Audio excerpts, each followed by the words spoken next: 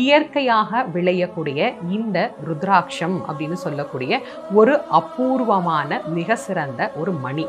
இந்த ருத்ராட்சத்தை யாரெல்லாம் தரிக்கலாம் அப்படின்னா, எல்லாரும் ஆண் பெண் என்கின்ற பேதமை இல்லாமல் எல்லோரும் இந்த ருத்ராட்சத்தை அணிந்து கொள்ளலாம். இதற்கு ஏதாவது வயது வரம்பு இருக்கிறதா அப்படின்னா கிடையவே கிடையாது. யார் வேண்டுமானாலும் ருத்ராட்சம் தரித்து கொள்ளலாம். குழந்தையிலிருந்து வயசானவங்க வரைக்கும் வயது வரம்பு என்பது கிடையாது.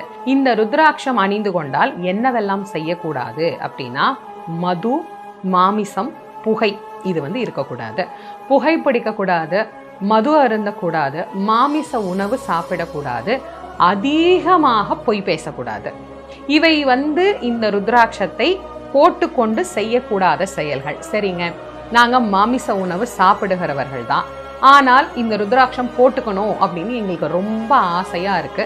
இந்த ருத்ராட்சம் போட்டுட்டு இதை சாப்பிடக்கூடாதுன்னு சொல்றீங்க, அப்ப நாங்க என்னங்க பண்ணலாம் அப்படின்னு சில பேருக்கு மனதில் ஒரு கேள்வி தோன்றும்.